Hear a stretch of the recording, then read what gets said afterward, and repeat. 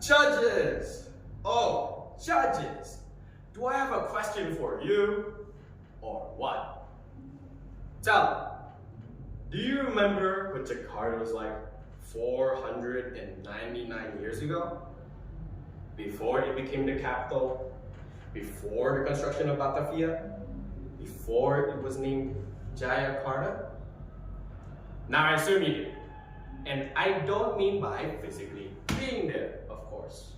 We weren't even born during that time. But you've read the history books, or learned in school, perhaps?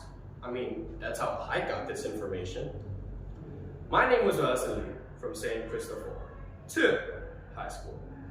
And today, I'm bringing all of you, on an adventure to the past. I want you to visualize it. It's the 16th century, and we've landed in a port town. Look around. On your left, rows of boats fill the place for our skyscrapers. On the right, the busy traffic roads have turned into bustling streets packed with people. And the concrete floor we're so used to stepping on is well, thick river mud. Yeah, it was pretty dirty back then, but this is Sunda Kelapa. Now, why am I telling you this? What does this have to do with Jakarta at all? Well, because around this time, Fatahila and his forces drove out the Portuguese. And yet such a successful victory, he renamed the entire port into Jakarta, which means complete victory. So while Sunda Kelapa is part of Jakarta's history, Jakarta is technically when its birthday calendar started ticking. Eventually, a year would pass, and then a year became 10, and 10 became 100, and 5 centuries later, here we are. But don't get me wrong, these were not 5 centuries of peace, not at all. Each era had its own crisis, something to solve. So how about we go through all of them? 16th century Jakarta. When Fatahila successfully took over the port, he had to defend it, to defend our identity, our future, secure sovereignty. 17th century, 18th century, construction of Batavia.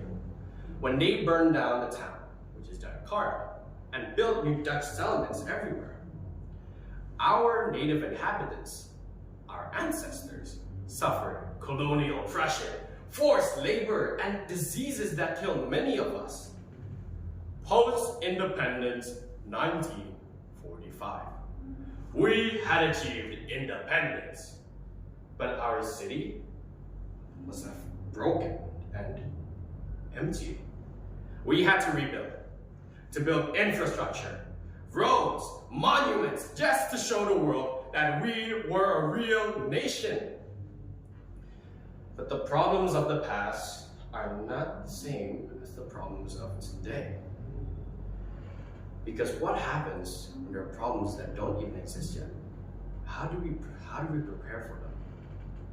Look at our beloved city, the metropolis of Indonesia. Let's be honest, it's sinking. It's overpopulated. Then there's traffic jams throughout the entire place. We can't even handle ourselves. And this isn't even a battlefield anymore, where we're battling the Portuguese or suffering from the Dutch. Back then, you could probably blame it on some opposing threat. But who are you going to blame when we're the ones digging our own grave? We're suffering. And we don't even know what's going to happen in the future, what kind of problems we can expect.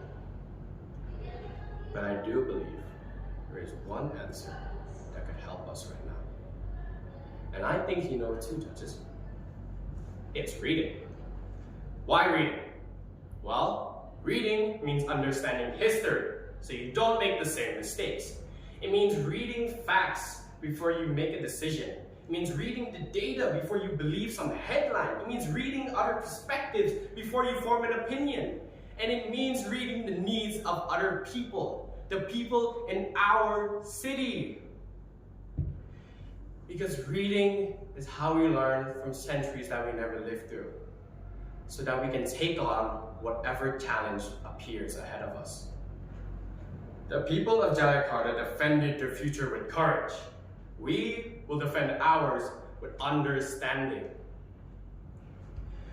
I learned from all of this that Jakarta will always face trouble. No matter how many eras it goes through, no matter how many years pass by, Jakarta will always face a hardship. 2, 3, who knows how many? But just like our ancestors, we'll find a solution. We'll always find a solution. A different, maybe even crazy solution for every problem. So, judges, honor the past, learn from it, and use it to embrace the future. Towards Jakarta 500. Thank you for listening. I'm Wellison Lie from St. Christopher II High School.